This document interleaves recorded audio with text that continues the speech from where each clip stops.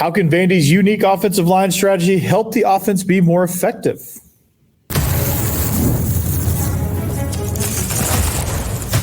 You are Locked On Vandy, your daily podcast on the Vanderbilt Commodores, part of the Locked On Podcast Network, your team every day.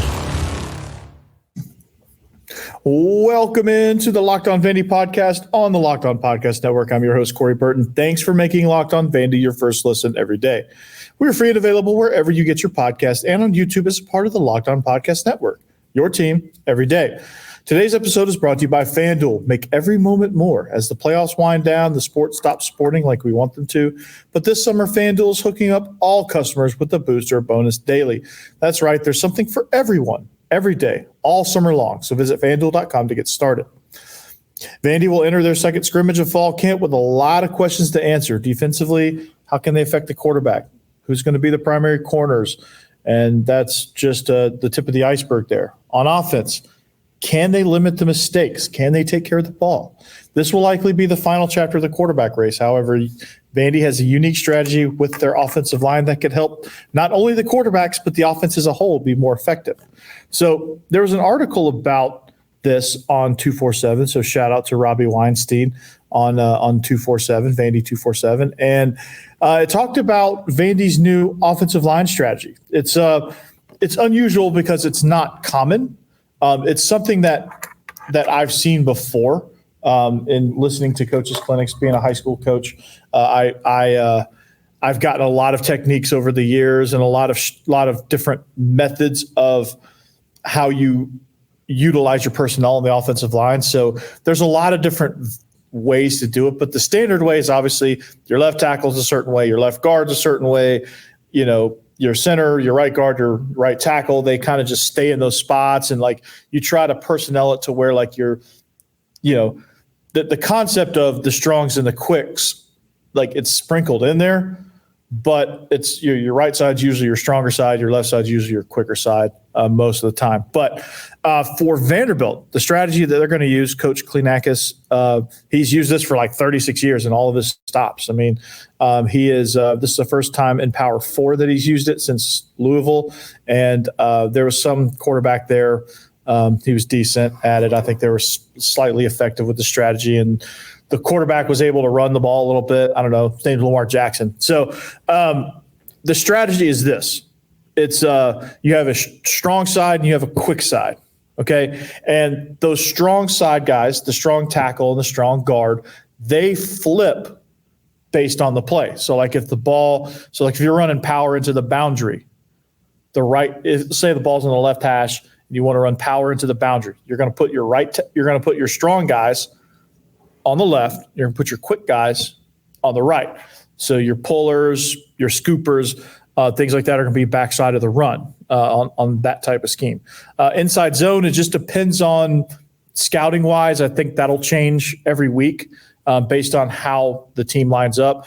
You'll want to get your quick guys the best opportunity to climb on linebackers because they're more athletic. So I think it's a good strategy because I think it's going to help.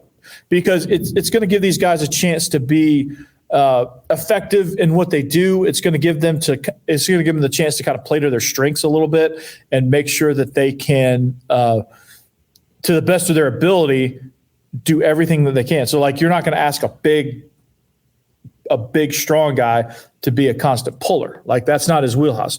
Would he be able to? Sure. But I think for the sake of reps, I think for the sake of effectiveness, this can be a really good strategy because you got guys that are just masters of that technique, right?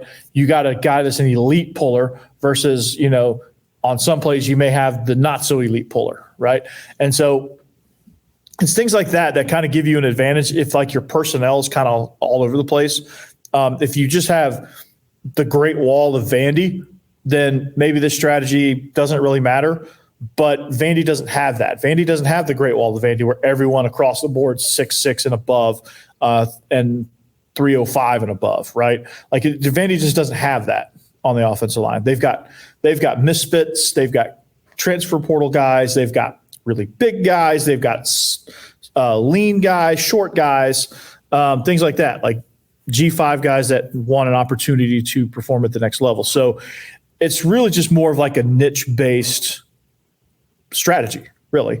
And then you just kind of say, okay, well, we're going to feature this scheme, that scheme, and this scheme. So like we need this guy, we need these type of qualities along the offensive line. So if you're going to run jet sweep, like you need quick guys to the play side. If you're going to run that power read, you need your quick tackle paired with your strong guard, because your like if you go power read, you're bypassing the defensive end. So your quick guy is going to get out on the edge and block a linebacker, but you're running power.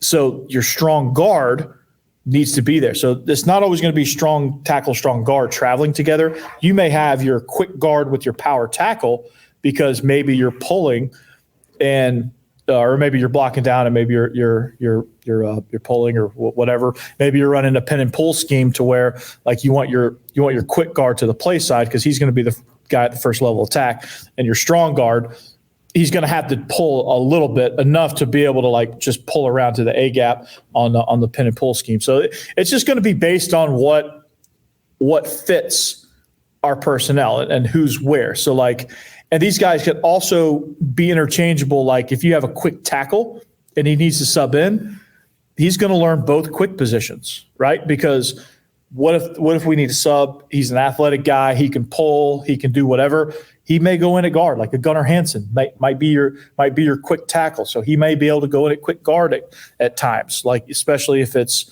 something where he needs to get to the perimeter. He's going to still get to that same block. He's still going to use the same level of athleticism, but he's just going to do it from one spot in. So the learning curve is probably the thing that you worry about the most. There's two things that you really worry about the most with this: the learning curve of these guys and being able to understand where they need to be, what they need to be doing, how they align based on play, and just kind of all the checks for the week. It's a lot of information to be able to handle, but it seems that they're starting to get it a little bit. The second concern is tendencies, right? Teams are going to start to notice by personnel, like, hey, every time they're into the boundary, this guy flips over to the other side and he pulls, right? So like things like that on film that they're going to be able to get. So there's going to have to be some instances where your strong guy is going to have to be relied to do a quick task. So like there's going to have to be some like flexibility, some versatility a little bit with that, because you want to be able to like break some tendencies occasionally. With pass pro, it's going to be determined based on what they want for pass pro. Do they want their quick guys always to the field and their strong guys always to the boundary? Do they want to mix and match? Like, do they want to put their strong tackle to the boundary and their quick guard to the boundary, and then vice versa on the other side? Like, how they're going to just have to determine with pass pro how they want to do it. And it's going to be based on film study and how defenses are attacking them. So that's a positive, right? You get to be a little bit more customizable in your schemes to where you're like, oh, we're not very strong running right versus running left. And I think some of your directional tendencies will go away, but you'll be able to do more. You'll be able to run both sides. You'll be able to get more creative with pass protections. RPOs, I think, will be good. Your outside run game should be really, really good if you're employing this philosophy. And so it's I think ultimately it's good. I mean, it's effective. Not many people use it, but at the P4 level, it's more kind of homogenous when it comes to your offensive line group, because they're all kind of fit into a role. And I think how they're developed at the high school level also fits into that role, because you got these high school coaches that kind of follow the standard, like, hey, my left tackle should always be my quickest tackle. My right tackle should always be my bigger guy. And he can be a little bit shorter because he's going to be doing a lot of down blocking, right? So, and then they always try to slide their pass protection to the left as much as they can, because they want to protect their left tackle. But it's just a way of just moving guys around and getting them in the best position to succeed at that level. So it's going to be really, really good for them to see what they got. And I think these schemes will allow that. They'll have to narrow down their run schemes, which I think is what Tim Beck wants to do anyway. Like, I don't think he wants to have a list a mile long of run schemes.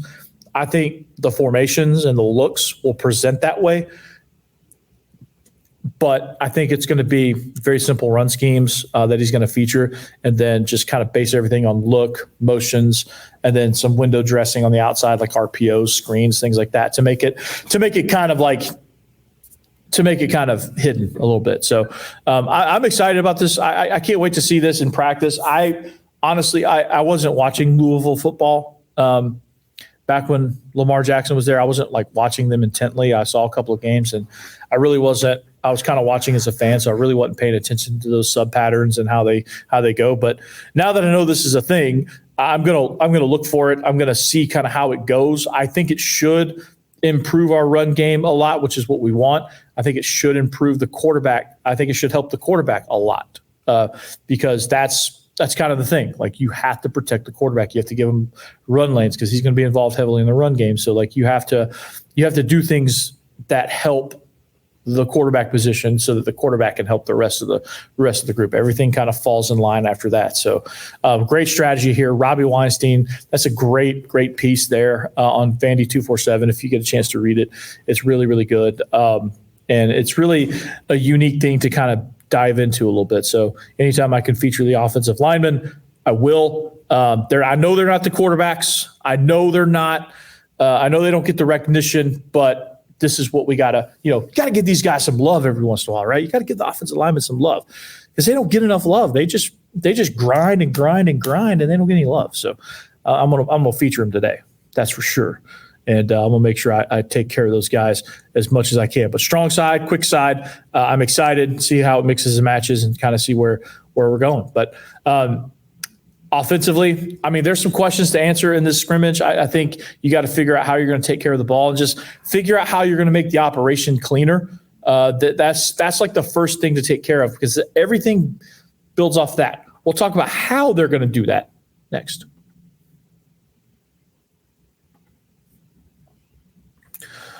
All right. This episode's presented by FanDuel. I love sports. I love them so much. I never want them to stop. But as the playoffs wind down, we get fewer games, and the sports just aren't sportsing like I want them to. But FanDuel lets me keep the sports going whenever I want.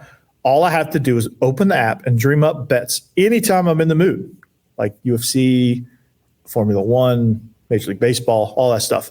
So this summer, FanDuel is hooking up all customers with a booster bonus daily. That's right.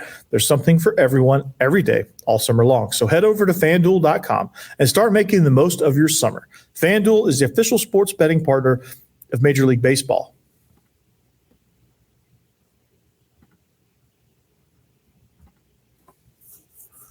All right, thanks for making Locked On Vandy your first listen each and every day. But for your second listen, enjoy the Locked On College Football podcast. Spencer McLaughlin gets you ready for an exciting season on the gridiron with discussion on the upcoming season and the ever-changing landscape of college athletics, including conference realignment, the transfer portal, NIL, new college football expanded playoffs, and more. Locked On College Football is available on YouTube and wherever you get your podcasts, part of the Locked On Podcast Network, your team every day. So scrimmage coming up. This is the time of year. This is the time of the season where you can see up in the distance. You can see week one. You can see the first opponent right there. It's right there in your reach, right? But you have another scrimmage ahead of you, and you have some more prep you got to do. Now, for the offense, okay, this has been kind of a bumpy road a little bit. And this has been a situation to where you read the practice reports, and it's been a little rocky. It's up and down. The operation is not smooth. The last scrimmage, it was really kind of ugly for a while for the offense with penalties and turnovers and misalignments and busted assignments and things like that. Like you have all of those issues that you have to clean up. And I think to me, that should be the most important thing to kind of shore up. And that ties into the quarterback race because that's the quarterback's responsibility out on the field. The coaches, they call the play in, and of course during practice, like they're coaching you through it. But when you get out there in a scrimmage setting or a game setting, like you have to be an extension of the coaches. You have to be able to clean that stuff up. You have to be able to do that. And if you don't, then you are not in a good, you're not going to be in a good place. The play is going to be a bust, whatever the case may be. It's going to be bad.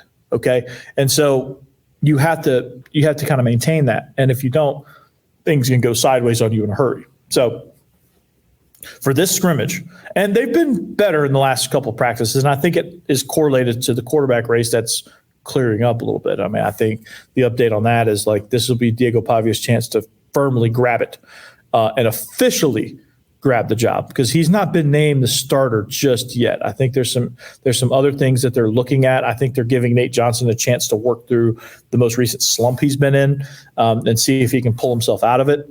He went kind of in a tailspin a little bit, but he's had some better days too. I mean, the quarterback position as a whole has had some better days. So that is going to be kind of shored up a little bit. Like it'll be Diego Pavia's chance to grab the job. It'll be Nate Johnson's chance to close that gap even further, and they'll have to make a decision sooner rather than later, and they probably will. But if Nate Johnson gets it close enough, they'll have a tough decision on their hand because, it'll mean Nate Johnson's playing well enough to be the starting quarterback, and Diego Pavia has played well enough to be the starting quarterback. So if he closes that gap, it's a tough decision. So that's something that for the quarterbacks, one of the things they're going to be evaluated on is how clean is the operation when you're in? Can you get the guys lined up? Can you get in and out of the huddle? Can you make the checks? Can you make the reads? Can you be smooth in your operation of the offense, right? That's going to be the number one thing, okay?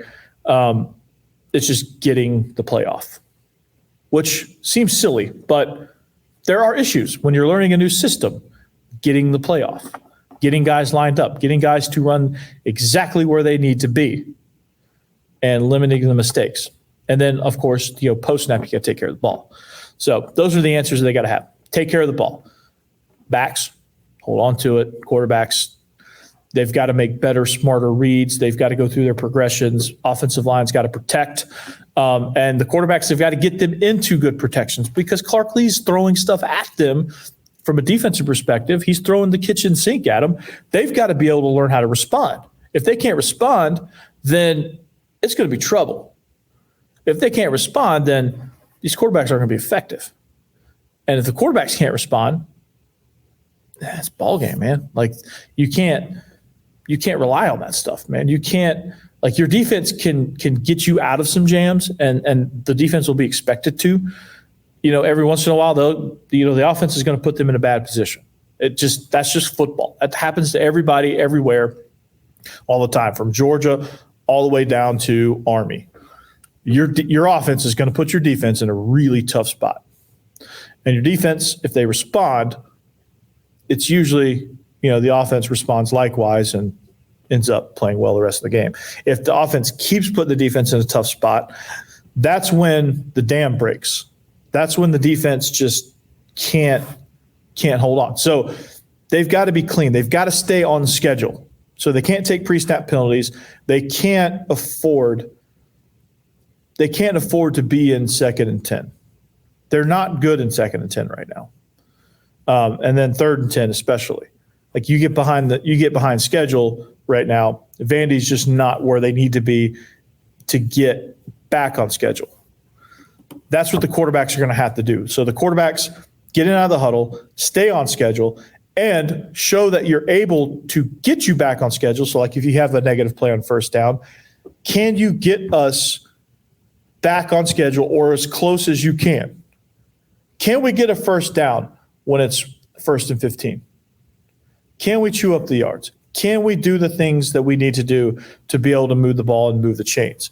Because you move the chains, and if the drive ends in a punt, it's not bad. It's not a bad thing if it ends in a punt, every once in a while. But if it's going to end in a punt, you got to get at least one first down.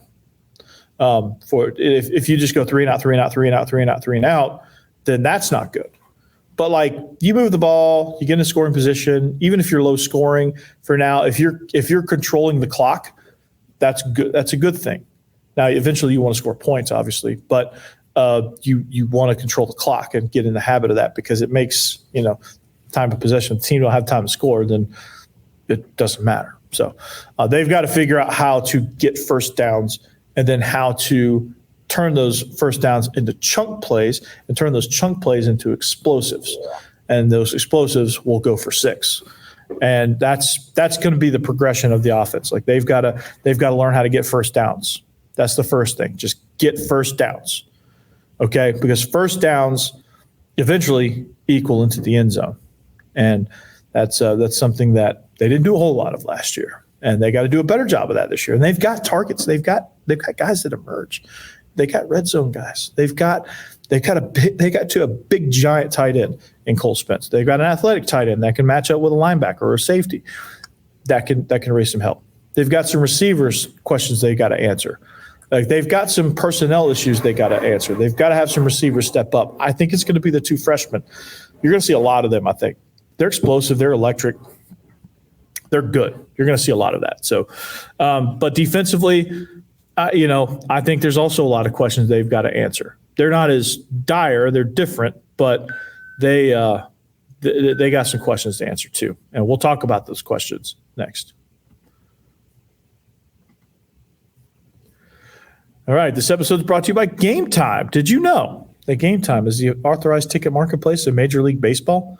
Well, you do now, and it makes getting tickets faster and easier. The prices on Gametime app actually go down the closer it gets to first pitch. With killer last-minute deals, all-in prices, views from your seat, and the lowest price guarantee, Gametime takes the guesswork out of buying MLB tickets. So imagine this. You're sitting around, okay? Hey, what are we doing this weekend? Okay, we're going to the Titans game. All right, so you're going to look up. The Titans are playing this weekend, so you're going to go to the Titans game. Well, there's going to be some last-minute deals. Like, let's say you're sitting around on Saturday. There's going to be some last-minute deals there. And you're going to get up to 60% off, depending on what the deal is, what the section is, or just kind of what they're featuring, right? And flash deals, too. There's exclusive in-app deals on select seats ahead of a game or event. So if you go, there's going to be some specials. These are the specials. And then zone deals, there's a discount if you just let Gametime pick the seats. Right, you pick the section. Hey, I want to sit in section 224, but Gametime you can pick the seats. I don't care what seats, and they're going to pick them for you. All right, here's where it's awesome. Okay, all in pricing. So you got to toggle that on first. Okay, so don't forget that. You got to turn that on, and then that allows you to see your price as it is. And there's no surprise fees at checkout, so you know what you're getting, right? And you get a panoramic view from your seat in the app before you buy. So you can preview. You can say, this view ain't good enough. We got to go to a different section. Or like if you're at Yankee Stadium and there's a obstructed view seat, you got to, you can get rid of that too. But they have the lowest price guarantee, or Gametime will credit you 110% of the difference. They're betting you that you can't find a better deal. Gametime ticket coverage, your purchase is covered with the most flexible customer service policy in the ticketing industry.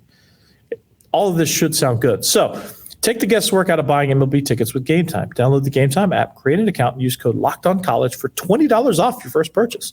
Terms apply. Again, create an account, redeem code LOCKEDONCollege. That's LOCKEDONCOLLEGE for $20 off. Download Gametime today. Last minute tickets, lowest price, guaranteed.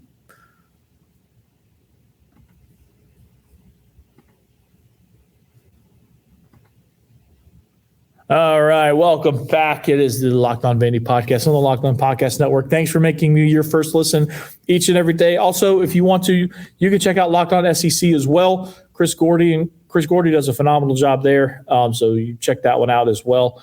But we're wrapping up the show here. We got another fall scrimmage ahead of us, and there's a lot of questions to be answered for Vandy. Not all of them are bad. Just because you have questions to answer doesn't mean it's always a bad thing. I think people hear questions and they're like, oh, what's wrong? Oh, questions. We got questions. Whoa, questions. Alarm bells ring, right? So questions aren't always a bad thing. And sometimes they're just neutral. Sometimes you just like, hey, we just gotta know what we got, right? And sometimes it's confirmation, like, hey, we're confirming that this guy's going to be legit, or there's actually legitimate concerns. So with the defense, okay, confirmations. You got to confirm that Corday Sidnor is going to be a dude and Zayla Wood's going to be a dude.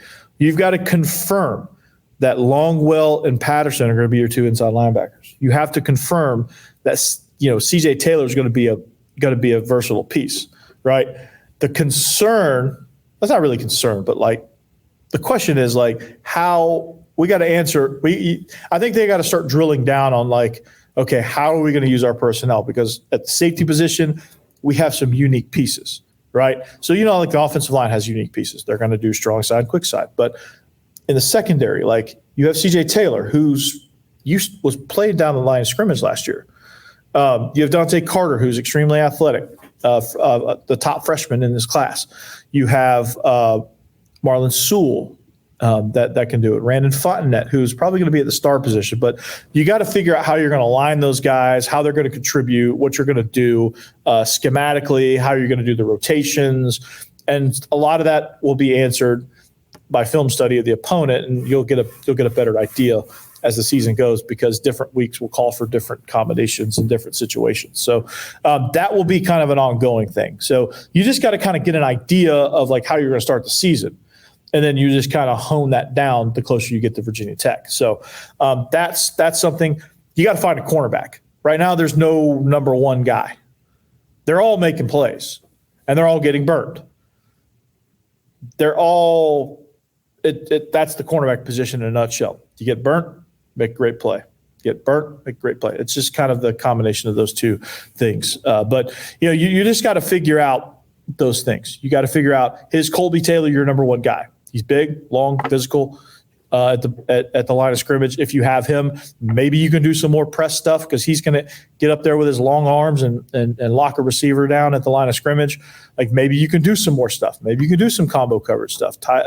Russell is somebody that has been having a pretty good camp. Martell Height is having a pretty good camp as well. Jalen Lackey's having a pretty good camp. Like you've got guys in the mix that can do some things. Mark Davis, unfortunately, broke his foot. He's going to be out.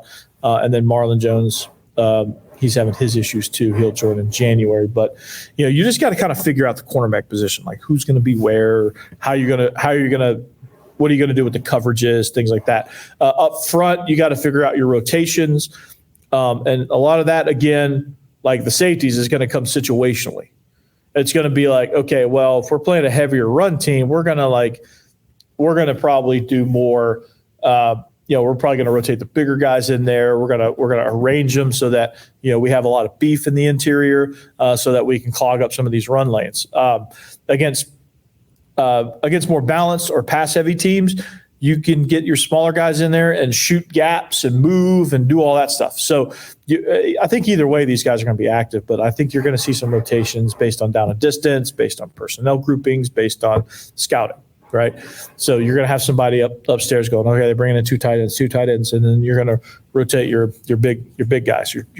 So defense is going to have to kind of figure out their personnel packages and work on that operation of rotating those guys in effectively, because that can get lost on you. The helmet technology for both sides, they're going to have to figure out how to maneuver that, right?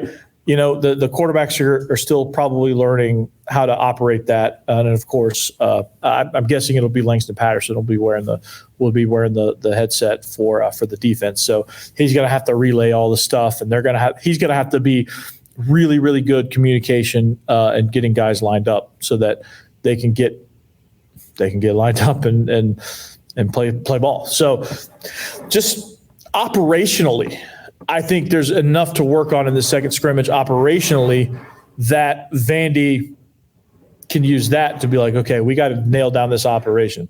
Sub patterns, play calling, rotations, coverages, trying out things like the offensive line's trying out different combinations. It's pairing different coverages with different pressures and seeing how it works, and almost kind of breaking things, not bones, of course, but breaking things operationally to see kind of where it breaks, so that they can say, okay, well, it breaks here. We got to fix this right here. So that's just the accomplishments that we need from this scrimmage. Like, it's basically just making sure the operation runs smoothly. The defense makes enough plays against the offense, and the offense makes enough plays against the defense to feel good about where you are with the operation. Now, the thing that people can get hung up on, and I'll leave you with this, the thing that people can get hung up on on these scrimmage reports is, the minutia of, well, the offense didn't really move the ball that much and the defense kind of dominated. Well, the defense is always going to kind of dominate in the fall camp because they're more reactionary. They know what's going on. Like it's not it's not mystery. It's not whatever. They know. So it's almost like human nature. They're going to play the play a little bit. Like if they know what's coming, they're going to play the play because they're getting evaluated too, and they want to stand out. So be careful when you're reading these reports, like to think unless it's just overwhelmingly one side or the other, right? Then you can kind of start to worry like the offense was so bad that it didn't matter who you put in there at defense. It's a lost cause, or the defense was getting torched. If you read that the defense is getting absolutely torched, that's a problem, right? The defense shouldn't get torched, and the offense shouldn't get torched. It should be a little bit of both. Like the offense had some moments, defense had some moments. If the defense wins the day, then it's all good. If the offense wins the day and they both traded punches, it's a good thing. So just be careful when you read these reports that like you don't kind of fly off the handle and go, oh God, we're going to suck. Because when you get a different opponent in there, it's different, right? It's just always different. It's always, because the opponent's not going to know what you do as well as your own defense. So like if you're doing things that work on your own defense, that means they're probably going to work against the opponents. You just got to kind of keep building on that. And I think the coaches know that, and that's why they don't panic. So, but anyway, well, that's where I'm going to leave you off. Make sure you check out the audio version. The reason I'm here, I'll leave you with this, is I had a little video problem, so I had to re-record, but the audio version is up. So make sure you check that out. But we'll catch you on Monday. Have a great weekend. Behave yourselves. And, of course, anchor down.